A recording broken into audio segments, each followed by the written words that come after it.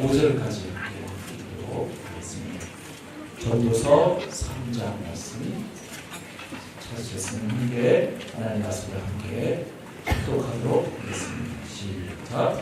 범사에 기한이 있고 천하 만사가 다 때가 있나니 때가 있고 죽을 때가 있으며 심을 때가 있고 심은 것을 볼 때가 있으며 죽일 때가 있고 치료할 때가 있으며 그럴 때가 있고 설할 때가 있으며 울 때가 있고 웃을 때가 있으며 슬퍼할 때가 있고 춤출 때가 있으며 돌을 던져버릴 때가 있고 돌을 거둘 때가 있으며 아닐 때가 있고 아닌 일을 멀리 할 때가 있으며 차릴 때가 있고 잃을 때가 있으며 지킬 때가 있고 버릴 때가 있으며 찢을 때가 있고 빼맬 때가 있으며 잠잠할 때가 있고 말할 때가 있으며 사랑할 때가 있고 미워할 때가 있으며 전쟁할 때가 있고 평화할 때가 있느니라. 이만한 자가 그의 스스로 말미암아 무슨 일이 있으랴. 하나님이 인생들에게 요구를 주사 애쓰게 하신 것을 내가 보았노라. 하나님이 모든 것을 지으시되 때를 따라 아름답게 하셨고 또 사람들에게는 여러 번은 상하는 마음을 주셨느니라. 그러나 하나님이 하시는 일의 시효를 사람으로 측량할 수 없게 하셨도다. 사람들이 사는 동안에 기뻐하며 선을 행하는 것보다 더 나은 것이 없는 줄을 내가 알았고 사람마다 먹고 마시는 것과 수고함으로 나를 누리는 그것이 하나님의 선물인 줄도 또한 알았도다. 하나님께서 하시는 모든 것은 영원히 있을 것이다. 그 위에 더할 수도 없고 그곳에서 덜할 수도 없나니 하나님이 이같이 행하심을 사람들이 그의 앞에서 경외하게 하려 하시는 줄을 내가 알았도다. 이제 이 모습이 옛적에 있었고 장래에 있을 것도 옛적에 있었나니 하나님은 이미 지난 것을 다시 찾으시느니라. 아멘. 프랑스의 철학자인 피에르 쌍수가 쓴 느리게 산다는 것의 의미라는 책이 있죠. 그 책에 보면 그 어떤 사건들보다 가장 나를 흥분케 하는 것은 하루의 탄생이라고 고백을 합니다. 그는 하루의 탄생을 지켜볼 때마다 충만감을 느낀다고 합니다. 왜냐하면 하루는 24시간 동안 매 순간 깨어나서 자신의 모습을 드러내기 때문인 거죠. 그래서 그의 눈에는 하루의 탄생이 어린 아기의 탄생보다 더 감동적으로 다가온다는 것입니다. 자, 어떤 의미에서 보면 시간도 살아있는 생명체와 비슷합니다. 매일매일 탄생하고 또 매 순간순간 깨어납니다. 그리고 그 하루는 그냥 저냥 우연히 태어나는 것이 아니죠. 우리로 하여금 그 하루하루를 가장 경이롭게 살아내고 또 사용하라는 엄중한 소명과 섭리 속에 태어난 것입니다. 따라서 하루를 대충 막 살아버리고 낭비하는 것은 그 엄중한 소명과 또 섭리를 거역하는 것이라 할 수 있겠습니다. 그리고 자기에게 주어진 생명체를 계속 죽여가는 것과 다른 거지. 자, 그러고 보면 조금 전에 우리가 맞이한 이 새해도 경이로운 생명으로 지금 우리 앞에 왔습니다. 태어났습니다. 하루하루가 지나고 겹쳐서 1년이 됩니다. 그리고 한 해 한 해가 지나고 겹쳐서 인생이 됩니다. 그래서 오늘 우리는 새해 첫 시간 이 엄중한 시간의 의미 앞에서 맞이한 이 새해를 어떤 마음가짐으로 살아야 할지 전도서 3장 말씀을 통해서 그 답을 얻고자 합니다.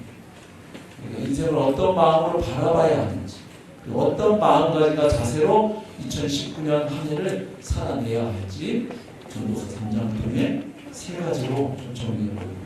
먼저 첫 번째는 우리가 하나님이 주신 이 새해를 잘 살아내려면 가장 먼저 우선 자연과 시간의 일반적인 이치 아래에서 살아가는 인간 실존의 한계를 깨닫고 인정할 필요가 있습니다. 말이 좀 어려운데 별거 아니에요. 인간이 어떤 존재를 깨닫고 겸손하게 인정할 것이 먼저 있다는 이야기예요. 자, 지금 전도서 3장 1절부터 8절은 원문으로 보면 한편의 시입니다. 8절까지는 시로 되어 있고 9절부터는 상문으로 되어 있는데요. 이 시를 읽어보시면 계속 반복돼서 나오는 단어가 있죠. 때라는 단어. 그래서 뭐 우스갯퀴즈에 목욕탕에서 때밀이 아저씨가 제일 좋아하는 성경이 뭐 전도서 3장이라고 하죠. 새해 첫날부터 죄송합니다. 네. 잘 확 계시죠 이제? 지금 이 시를 읽어보시면 전도자는 정반대되는 두 국면을 이렇게 나란히 두어서 그 가운데 있는 것까지 다 포함하는 문학적 기법을 통해서 우리 인간 실존의 모습을 아주 잘 묘사하고 있습니다. 우리가 살고 있는 이 창조 세계, 하나님이 지신 세계에 주기적인 패턴이 있는 것처럼 이 세상에서 우리의 삶도 이 흐르는 세월과 함께 밀려가는 어떤 그런 규칙성이 있고 운율이 있다는 거예요.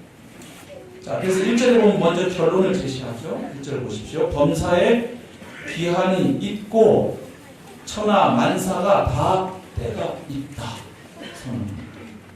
그리고 2절을 보시면 날 때가 있고 죽을 때가 있다. 이렇게 표현함으로 삶 전체를 담아내고 있습니다. 단순히 출생과 사망만을 얘기하는 게 아니고 이 시작과 끝을 이야기하면서 그 안에 포함되어 있는 인간의 삶 전체를 아울러서 이렇게 표현하는 거죠. 마치 한라에서 백두까지 그러면 한반도 전체를 일컫는 표현이죠. 그와 비슷한 표현 양식입니다. 그래서 삶에는 시작하는 때가 있고 마치는 때가 있다. 그리고 시작과 마침의 그 사이에 온갖 일들이 일어나는 것이다. 그래서 그 사이에 일어나는 일들을 3절부터 보면 계속해서 여러 가지 다양한 언어들로 표현합니다. 그래서 삶과 죽음이라는 큰 그림을 먼저 제시한 다음에 그 사이에 우리 인생들이 살아가면서 겪는 일들. 그래서 우리 대부분이 여기 지금 굉장히 연령대가 다양하게 예배전에 앉아 계시지만 그래도 살아오면서 적어도 한두 번 이상은 우리가 경험했거나 또 관여했거나 접해본 그런 일들을 이야기하고 있습니다. 그래서 그 내용을 이렇게 들여다보시면 서로 반대되는 목록이 14쌍이 나옵니다. 그리고 항목을 보면 28개 항목이 나옵니다. 그래서 이것이 아무렇게나 언급된 게 아니라는 걸 딱 알 수 있어요. 무슨 이야기냐면 성경에서 완전을 상징하는 숫자가 7이죠. 7회. 근데 지금 반대되는 게 14쌍이 나와요. 7의 배수죠. 그래서 인간 삶에 내포된 그 여러 가지 일들의 총체성을 나는 여기 담아낸 이 표현들을 가지고 나타내고 있습니다. 또 어떤 분들은 자연과 시간이 우리에게 부여하는 사건들을 28개로 제시하고 있으니까 또 그렇게 이해하는 분들도 있어요. 보름에서부터 초하루 사이 달이 차고 기우는 28개의 공전주기 안에서 우리 인생을 논하고 있지 않느냐 이렇게 보기도 하는데 뭐 그게 중요한 게 아니고 지금 이 시적 언어를 통해서 우리의 인생 전체를 담아서 표현해 주고 있습니다. 그래서 아무튼 이 시는 이렇게 읽어보시면 하나님이 창조한 이 세상, 이 자연이 우리에게 선사하는 여러 가지 질서들을 보여주고 있죠. 그리고 그 질서 안에서 살아가는 인생들의 모습을 보여주고 있습니다. 그래서 그냥 한참 아무 생각 없이 읽다 보면 마치 인생 무상을 노래하는 것 같아요.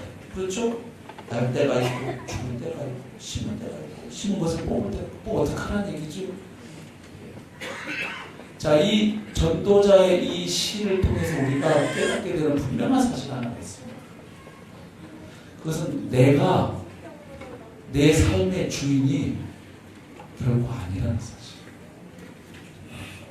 지금 전도서의 이 기자, 전도자는 먼저 이 시를 통해서 우리 인생이 반드시 알아야 할 게 하나 있다는 겁니다. 그건 뭐냐면 내가 내 삶의 주인이 결코 아니라.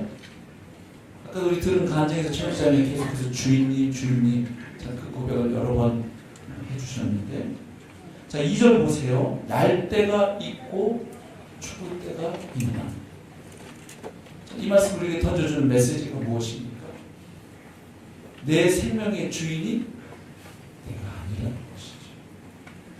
정한 때에 내가 태어났듯이 또 정한 때에 나는 죽음에 이르게 된다.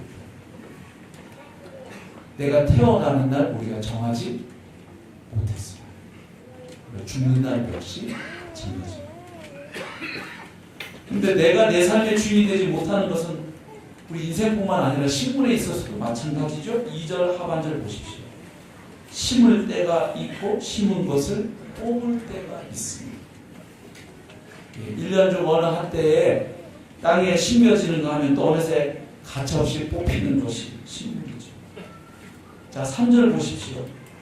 죽일 때가 있고 치료할 때가 있다.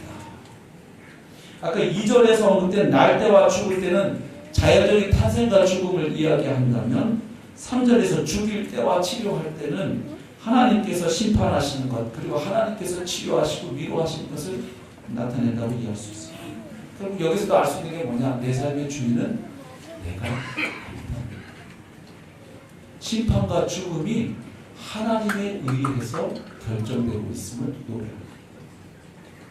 그리고 이 시에서 얻을 수 있는 또 하나의 깨달음이 있는데 그것은 인간이 이 세상에서 살아가면서 경험하는 그 일들이 그 어느 것도 영원하지는 않다. 달이 차고 기울거나 또 바다가 만조와 간조를 그 반복하는 사이에 그 무수한 변화 그것이 역사 속에서 피었다가 또 사라지고 그렇게 하는 겁니다. 그래서 나의 성공도 영원하지 않아. 나의 실패도 영원하지 않다고 헐 때가 있듯이 세울 때가 있다고 노래합니다. 나의 기쁨도 영원하지 않고 나의 슬픔도 영원하지 않습니다. 그래서 이걸 가리켜 사람들이 뭐라고 많이 표현하면 이 또한 지나가야 뭐 이렇게 많이 하죠.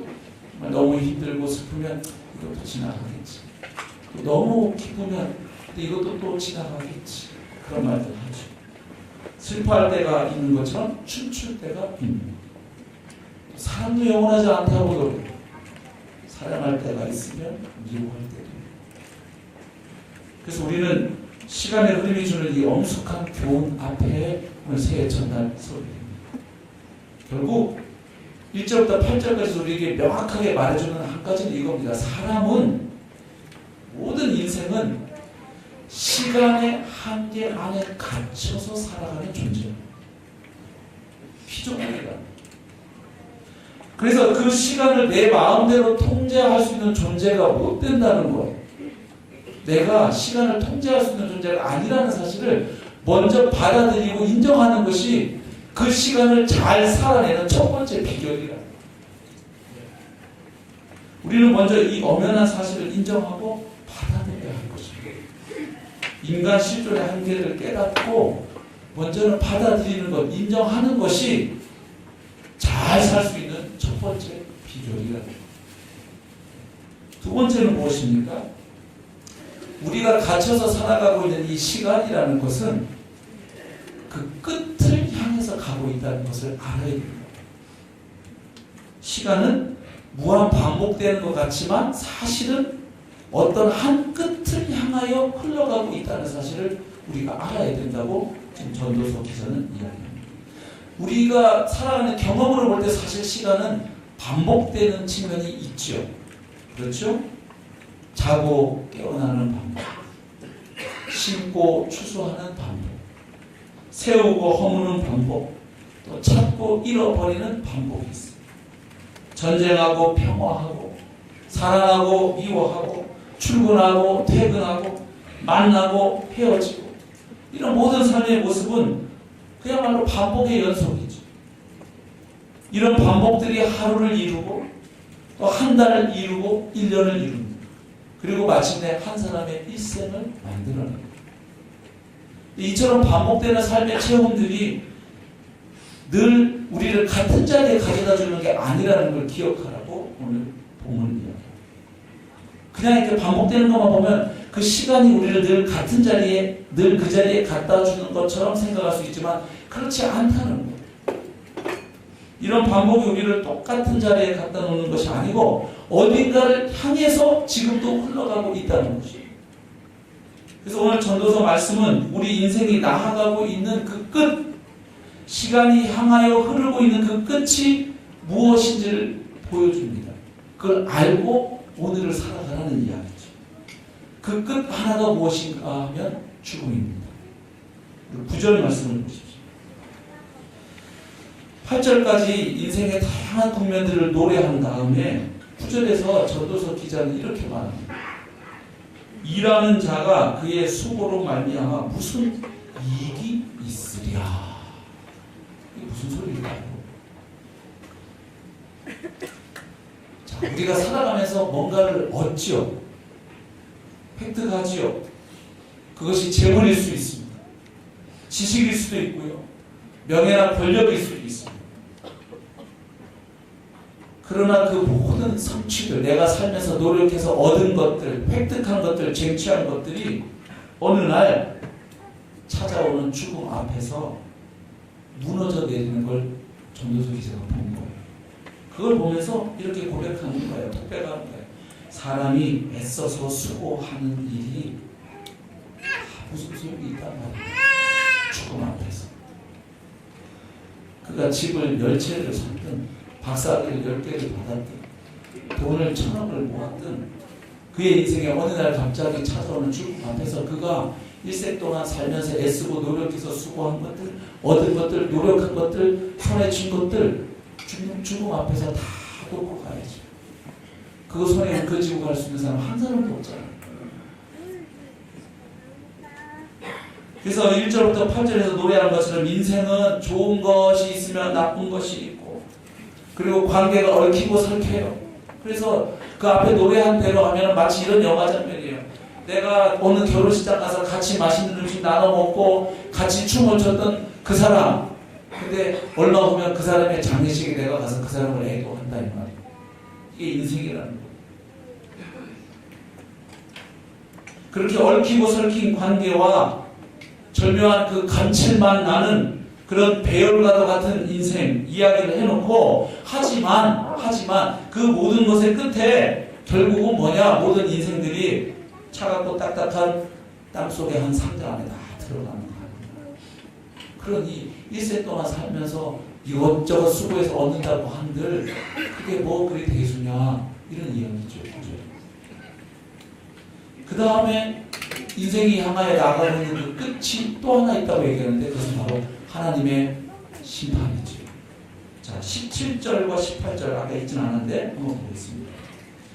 3장 17절 내가 내 마음속으로 이르기를 의인과 악인을 하나님이 심판하시고 이는 모든 소망하는 일과 모든 행사에 때가 있습니다 하였습니다. 내가 내 마음속으로 이르기를 인생들의 일에 대하여 하나님이 그들을 시험하시니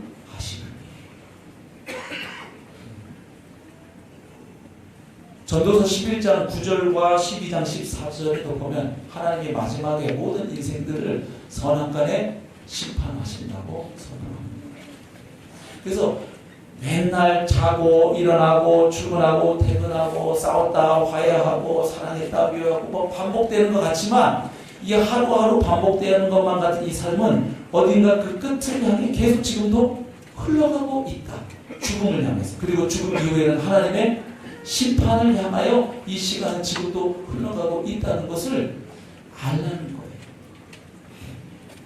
그리고 나서 이제 세 번째 가장 중요한 결론을 전도서 기자는 우리에게 말해줍니다. 그게 뭐냐면 지금까지 한 이야기만 놓고 보면 세상의 염세주의자들, 허무주의자들의 고백과 별로 다르지 않아요. 아유 인생 무상이네. 에이 삶이란 뭐 별거 없네. 성경이 그런 이야기를 하고 끝내겠어요? 하나님 말씀이 그렇지 않죠. 이 현실을 정확하게 직시한 다음 이제 우리에게 진짜로 해주고 싶은 말씀이 있습니다. 그게 뭡니까? 이렇게 하나님 없이 살아가는 인생, 해아의 인생은 허무할 수밖에 없다. 그러나 영원한 하나님, 창조주 하나님, 살아계신 그 하나님을 발견하고 그 하나님과 더불어 함께 그리고 그 하나님 안에서 오늘을 살아가는 인생은 참으로 복된 삶이다. 그 이야기를 해주고 싶은 거예요. 그래서 영원하신 하나님 함께 오늘을 살아가야 한다. 그 이야기를 마지막으로 하고 있습니다.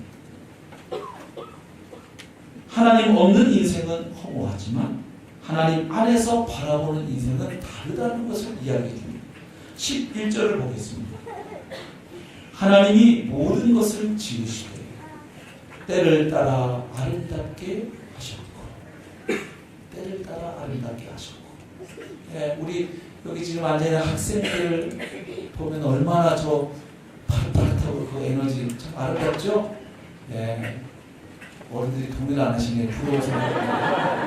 저 나이 때는 그냥 화장 안 해도 그냥 볼빨간 얼굴만 봐도 그게 그냥 하나님 주신 최고의 화장품인데, 근데 요즘 애들은 그 아름다운 머리 이걸 바르죠. 빨간 걸 많이 바르죠. 이뻐지고 싶어서. 그냥 그 맨 얼굴 자체가 얼마나 최고의 아름다움인지 본인들은 잘 모르는. 아무튼 그러나 나이 들어서 그냥 백발을 소유하신 분들 그거 아름답다는 거예요. 때를 따라 아름답다는 거예요. 다 그때마다 아름다움이 있는 거예요. 그리고 하나님이 하신 일이 하나 있어요. 또 사람들에게는 영원을 사모하는 마음을 주셨습니다. 이게 동물과 사람의 차이. 사람은 이 세상에서 돌고 돌고 반복되는 것 같은 이 땅에서의 삶, 그것만으로 절대 양이 차지 않는다. 영원을 사모한다는 거예요. 그게 하나님으로부터 주어집니다. 하지만 인간의 한계는 뭐냐 하면 영원을 사모하지만 하나님이 하시는 일의 시종, 그 시작과 끝을 인간은 다 측량할 수 없다. 그 시간 안에서 흐름 속에 살아가지만 하나님이 하신 일의 처음과 끝을 다 알지 못한 채 그 안에서 살아가고 있다는 거예요. 그러면서도 그는 영원을 바라보는 존재라는 거예요. 생명이 내 것이 아님을 비로소 깨닫고 시간도 내 것이 아님을 깨닫고 나면 인간에게 소망은 영원밖에 없어요. 영원한 것이 없으면 결국 인간의 실존을 발견하게 되면 남는 것은 허무밖에 없어요. 인생 무상해요. 근데 전도서 기자는 뭘 말하냐면 하나님이 계시고 그 하나님은 영원하시다. 그리고 우리가 살아가는 이 세상은 바로 그분이 만드셨다는 것을 선포합니다. 그래서 사람은 영혼을 사모하며 살아가죠. 그래서 기쁜 소식은 뭐냐? 우리는 다 모르는데 우리는 이 반복되는 것만 같은 인생이 어디를 향해서 가는지, 그리고 이 처음이 뭐고 끝이 뭔지 우리 다 모른 채 그저 하루하루 주어진 시간을 살아가는데 하나님은 그 모든 방향을 아신다. 왜냐하면 시간도 그분이 만드셨기 때문에. 그 하나님께서는 우리가 보고 경험하는 모든 것을 지으신 창조주 하나님이십니다. 시간도 그분이 만드셨어요. 그래서 하나님은 이미 지나간 일도 다시 찾으시는 분이라고 노래합니다. 15절을 보십시오. 이제 있는 것이 옛적에 있었고 장래에 있을 것도 옛적에 있었나니 하나님은 이미 지난 것을 어떻게 하신다고요? 다시 찾으시느니라. 그러니까 과거는 우리 생각에는 허무의 천국 속으로 다 사라져버리는 것만 같은데 하나님에 의해서 그 과거도 허무의 천국 속으로 다 날아가버리고 사라져버린 것만 같은 그 과거의 시간들, 과거의 사건들, 우리가 살았던 그 모습들, 그 모든 것들이 하나님에 의해서 다시 되찾아진다고 선포합니다. 하나님은 시간을 뒤로 돌려서 과거를 자신의 현재로 소환해서 그것을 결산하시는 분이라는 거예요. 그리고 인간의 영혼은 위로 올라가서 바로 그 하나님을 만나게 되어 있다는 거예요. 21절을 봅니다. 인생들의 혼은 위로 올라가고 짐승의 혼은 아래 곧 땅으로 내려가는 줄을 누가 알까? 인생들의 혼은 위로 올라가서 결국 누가 앞에 선다는 겁니까? 하나님 앞에 선다는 거예요. 그래서 하나님의 심판대에서 삶의 지난 시간들이 다시 찾아진다는 거예요. 그러므로 중요한 것은 내 삶이 지금 하나님과 함께 가고 있느냐. 주어진 이 현재라는 시간 속에서 영원하신 하나님과 내가 지금 함께 걷고 있는. 그리고 나의 수고와 애씀이 정말 살면서 우리가 각자 정말 힘들잖아요. 사는 게. 대한민국에 살아가는 거 쉽지 않잖아요. 요즘은 정말 먹고 살기도 힘드시잖아요. 이런 하루하루 삶 가운데 내가 수고하고 애쓰는 이 일들이 과연 창조주 하나님, 영원하신 하나님, 그리고 모든 것을 심판하실 그분과 어떤 관계가 있느냐, 이걸 생각하면서 살아가라는 거예요. 무수히 덧없이 흘러가는 시간 속에서 나는 얼마나 하나님과 같은 시간 속에 있는가, 얼마나 많은 시간을 하나님께 의미 있는 시간, 하나님께 가치 있는 시간으로 채워가고 있는가, 그걸 한번 돌아보라는 거예요. 결국 우리는 내가 살아온 그 시간으로 하나님 앞에 서서 판결을 받게 되죠. 그래서 전도자는 우리에게 주어진 이 현재라는 시간, 이 오늘이라는 시간을 어떻게 살아가야 할지 권면하면서 3장을 마치는 거예요. 두 가지 얘기입니다. 첫 번째는 현재라는 이 시간, 하나님께서 주신 선물임을 깨닫고 감사하면서 누리면서 살아갑니다. 먼저는 현재를 누리라고 얘기해요. 우리 13절 말씀 한번 봅니다. 13절, 사람마다 먹고 마시는 것과 수고함으로 낙을 누리는 그것이 무엇인 줄 하나님의 선물인 줄도 또한 알았도다. 그러니까 하루하루 드시는 그 맛있는 밥, 간식, 맛있게 드시는 커피, 차, 이거 다 하나님이 주시는 낙이고 선물이다. 그래서 오늘이라는 이 시간을 하나님이 주시는 선물로 깨달아 그 은혜와 행복 안에서 누리며 살아가라고 이야기하죠. 22절도 보시면, 그러므로 나는 사람이 자기 일에 즐거워하는 것보다 더 나은 것이 없음을 보았나니 이는 그것이 그의 몫이기 때문이다. 그러니까 하나님이 주신 오늘이라고 하는 이 시간, 하나님이 주신 은혜요 선물인 것을 깨닫고 그것을 감사함으로 누리며 살아가라고 권면합니다. 그러나 전도서 기자가 우리에게 주는 권면이 이게 다는 아닙니다. 현재를 누리며 살아갈 것을 얘기하는데 더 중요한 한 가지 이야기를 하고 말씀을 마무리하는 거죠. 그게 뭐냐면, 현재를 누리며 사는 것도 좋지만 그게 다가 돼서는 안 된다. 그러면 그 현재를 제대로 누릴 수 없다는 걸 얘기합니다. 무슨 소리냐? 현재의 시간을 영혼을 위한 준비로 인식하고 누리며 살아가는 거예요. 이 땅에서의 시간은 그 다음 시간을 위한 준비라는 거예요. 우리가 살아가는 오늘이라는 시간은 단지 오늘의 삶만을 위해서 존재하는 것이 아니고 또 현재의 삶만을 위한 소모용 땔감이 아니라는 게, 현재라는 시간은 영원이라는 다음 목적지를 향해서 삶의 열차를 움직이며 나아가게 하는 연료라는 것, 그리고 영원한 하나님 나라라는 다음 단계로 이어주는 디딤돌임을 알고 오늘을 살아가야 된다고 봅니다. 우리 14절 15절을 보면 결국 인생 무상을 이야기하는 것 같은 전도서 기자가 결국 하고 싶은 얘기는 뭐냐? 하나님 없이 우리 인간 실존만 보면 그래, 인생 별거 없지, 그저 그렇고 돌고 도는 것 같고, 예. 그러나 기쁜 소식이 있는데 그게 뭐냐면 이 모든 것을 만드신 하나님이 영원하시다는 사실, 영원하신 하나님이 계신다는 것, 그게 14절 15절 말씀이고, 그리고 17절 18절은 그 영원하신 하나님께서 마지막에 최종적으로 심판하시고 과거도 불러서 소환하신다고 얘기하는 거예요. 결국 무슨 이야기가 하냐면, 현재의 삶은 그 자체로도 중요하지만, 그래서 현재를 누리고 살으라고 얘기하지만, 그러나 그 현재는 다음 생을 위한 중요한 준비 기간인 걸 알고 오늘이라 하는 시간들을 살아내야 한다고 봅니다. 이걸 알고 살면 12절 보십시오. 사람들이 사는 동안에 기뻐하며 선을 행하는 것보다 더 나은 것이 없는 줄을 내가 알았고, 뭐라고 지금 이야기하냐면 선을 행하는 것에 기쁨이 있다고 이야기해요. 보통 사람들이 생각하는 기쁨은 뭔가요? 네. 뭐 먹고 마시고 여행 가고 이게 낙이잖아요. 그런데 선을 행하는 것에 기쁨이 있다는 거예요. 무슨 이야기입니까? 지금 하나님을 신뢰하고 하나님을 믿기 때문에 하나님을 경외하기 때문에 오늘 내게 주어진 삶 안에서 하나님이 기뻐하시는 선을 행하는 것이 왜 기쁨이 됩니까? 이 모든 것을 누가 다 기억하실 것이기 때문에 하나님께서 기억하실 것이기 때문에 기쁨이 됩니다.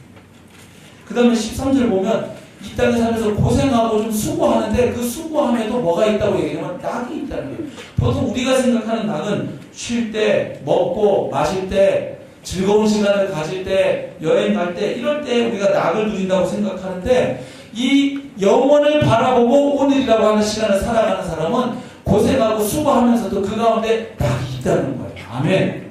예. 왜냐하면 그 과정에 하나님이 함께 하시고 무엇보다도 맨 마지막에 하나님이 그 모든 것을 알아주시고 판단해 주실 것이기 때문이죠. 그러니까 내가 수고하고 고생한 것이 의미가 있기 때문이에요. 아멘. 그게 없으면 그러면 세상 사는 대로 살아야 돼요. 그러면 그냥 아이고 뭐 사는 거 뭐 있어? 잘 먹고 잘 살고 이 사는 날 동안 그냥 즐기다가 가면 끝이지 뭐. 예, 그게 사실이면 그렇게 살아야 돼요. 전도서 기자는 이 모든 인생은 죽음이라는 종착역을 향해 가고 있고 죽음 뒤에는 반드시 하나님의 심판이 있고 우리 인간의 영혼은 바로 그 하나님 앞에 서는 순간이 있으므로 그 영혼을 바라보고 오늘이라고 하는 시간을 이렇게 살아야 한다고 우리는 말이죠. 말씀을 맺겠습니다. 여러분, 태아가 어머니의 자궁에서 얼마를 머물죠? 약 10개월을 머물다가 자궁을 떠나잖아요. 마찬가지로 우리도 70년, 80년, 90년 세상이라는 시공간 속에서 살다가 결국 떠나죠. 태아가 그 좁은 공간, 엄마의 자궁 안에 있을 때 그 태아에게 우주는 어딜까요? 그 좁은 자궁 안이 그 아이에게는 우주죠. 그래서 그것을 우주처럼 생각하고 그 공간을 넘어서 다른 세계는 없다고 생각하고 그 아이는 그 안에 있죠. 자궁의 세계가 전부라고 생각하는 것처럼 많은 사람들이 우리가 살고 있는 이 세상이라는 이 시공간이 전부라고 생각하고 살아가죠. 하지만 자궁 속에 태아가 때가 되면 어떻게 되나요?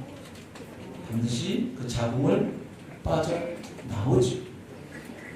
자궁이 태아가 영원히 머물 수 없는 한시적인 공간인 것처럼 이 세상도 우리가 영원히 살 수 없는 일시적 공간인 것이죠.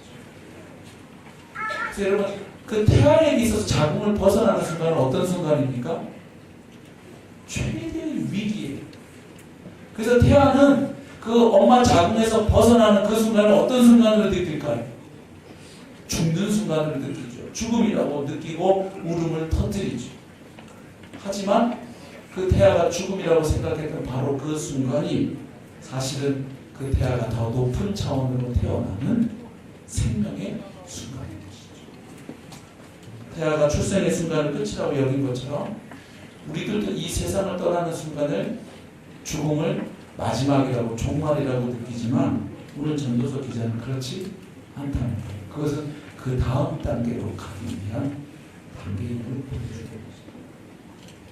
그래서 태중의 시간이 자궁 밖의 삶을 준비한 10달의 기간이었던 것처럼 우리가 이 땅에서 몸을 가지고 사는 이 7, 80년의 세월은 이제 영원한 하나님의 나라에서 그분과 함께할 그 삶을 준비하는 기간이기도 한 것입니다. 그러니까 현재 자체로서의 의미들이 있기 때문에 오늘이라고 하는 그 삶을 하나님이 주신 선물로 깨닫고 감사하며 누리고 살 것을 이야기하면서 동시에 그러나 이 삶은 현재의 의미만 가는 게 아니라 그 다음 하나님과 함께하는 영원한 삶을 준비하는 기간이기에 그것을 깨닫고 그 영원을 바라보고 오늘이라고 하는 이 순간을 살아가야 한다. 그것이 잘 사는 길이라고 우리에게 말해줍니다. 목적이 이끄는 삶에서 리꼬레 목사는 이런 문장을 남겨놓았습니다. 우리는 이 세상에서 기억되기 위해 이 땅에 보내진 것이 아니다. 우리는 영생을 준비하기 위해서 이 땅에 보내졌다. 지금 대한민국에서 어려운 것 하나는 노후 준비예요. 노후 준비. 근데 우리가 노후만 준비할 것이 아니라 진짜 준비할 것이 있는데 무엇입니까? 영혼을 준비해야 하는 것입니다. 그래서 저와 여러분이 새해를 맞으면서 영혼의 관점에서 지금의 시간을 바라보고 이 시간이 하나님과 함께하는 시간일 뿐만 아니라 장차 영원토록 그 하나님과 함께할 그 영혼의 삶을 오늘 이곳에서 우리가 준비하며 살아간다는 사실을 새해 한 해 동안 살면서 매일 기억하고 하루하루 주님과 동행하며 그분과 함께 그리고 그분이 기뻐하실 만한 가치 있는 일을 하는 일에 우리의 시간을 드리고 몸을 드리고 물질을 드리고 은사를 드려서 하나님과 함께 살아내는 멋진 최고의 해가 되시기를 주님의 이름으로 축복합니다. 우리에게 최고의 시간은 아직 오지 않았습니다. 아멘. 최고의 시간은 주님과 함께할 그때거든요.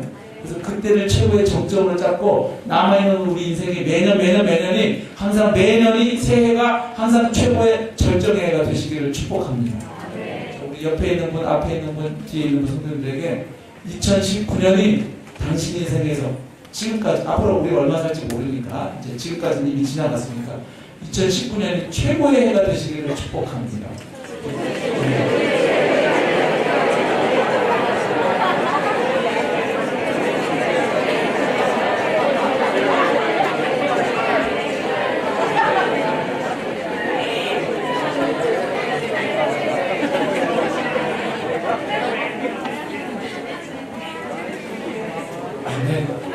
잠시 기도하겠습니다. 말씀 듣고 하나님 이제 2019년 한 해를 허락해 주셨는데